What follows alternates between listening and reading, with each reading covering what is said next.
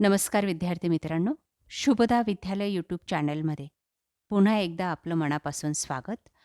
आज आपण इयत्ता 12वीच्या वर्गाचा अर्थशास्त्र इकॉनॉमिक्स या विषयाचा तास घेणार आहोत आणि या तासाला आपण इकॉनॉमिकची बोर्ड प्रश्नपत्रिका उत्तरासहित सोडवणार आहोत. ही प्रश्नपत्रिका एकूण 80 गुणांची आहे आणि ती सोडवण्यासाठी आपल्याला 3 तासाचा वेळ हा दिला जाणार आहे. यासारख्या प्रश्नपत्रिका सोडवल्यामुळे आपल्याला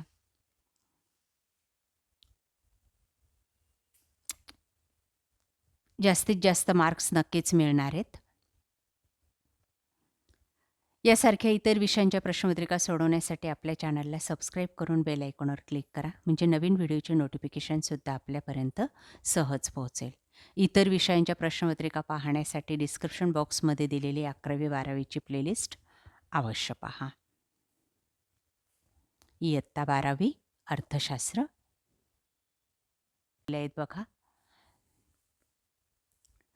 अशा सूचना आपल्या चालू वर्षाच्या प्रश्नपत्रिकेमध्ये सुद्धा असणार आहेत. प्रश्न पहिला, योग्य पर्याय निवडा.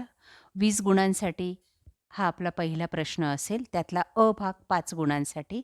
त्यात आपल्याला योग्य पर्याय निवडा हा प्रश्न विचारला जाईल. बघा ते प्रश्न. 4 अचूक पर्याय दिले जातील. त्यापैकी एक पर्याय आपल्याला निवडून लिहायचा असेल. त्यानंतर पुढचे प्रश्न.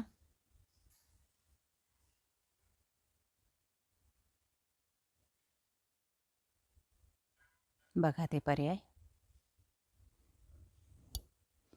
त्यानंतर आपला ब भाग असेल, विसंगत शब्द ओळखा 5 गुणांसाठी.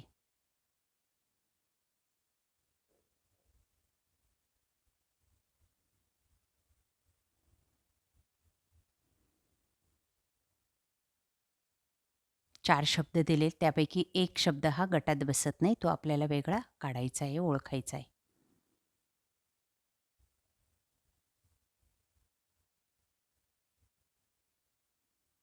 त्यानंतर क भाग, पारिभाषिक शब्द 5 गुणांसाठी.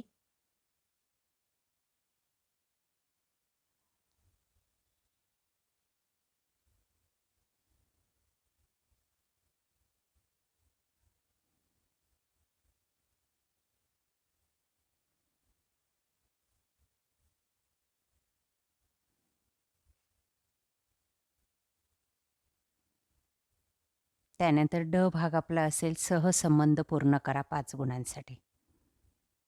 रिकाम्या जागी आपल्याला अचूक शब्द टाकायचे आहे. बघा, सर्व प्रश्नांची अचूक उत्तरं दिलेली आहेत. व्यवस्थित लक्षात ठेवा, म्हणजे आपल्याला परीक्षेमध्ये जास्तीत जास्त मार्क्स मिळतील. त्यानंतर प्रश्न दुसरा आपला असेल, संकल्पना ओळखून ती स्पष्ट करा. आता या ठिकाणी संकल्पना ओळखून दाखवलेली आहे. दुसरा प्रश्न 12 गुणांचा असेल, त्यातला अ भाग हा 6 गुणांसाठी आहे.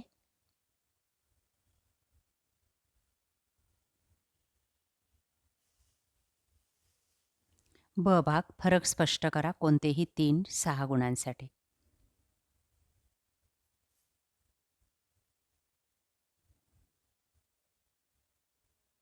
त्यानंतर प्रश्न तिसरा, खालील प्रश्नांची उत्तरे लिहा कोणतेही 3 12 गुणांसाठी.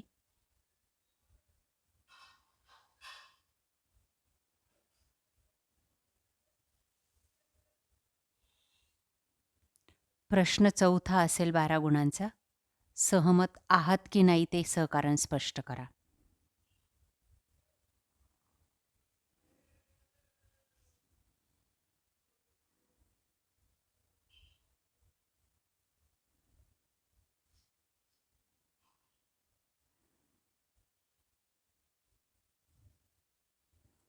त्यानंतर प्रश्न पाचवा 8 गुणांसाठी. विचारलेल्या प्रश्नांची उत्तरं लिहायची आहेत, दिलेला तक्ता उतारा वाचून.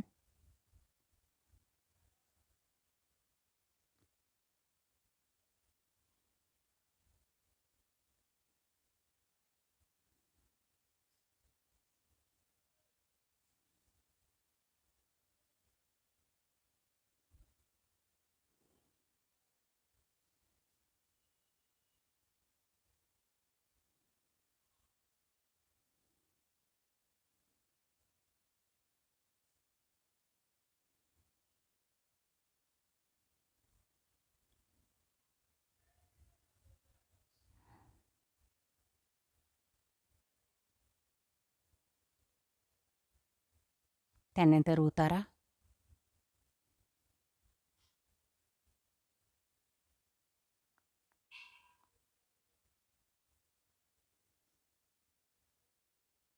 त्यावर आधारित प्रश्न,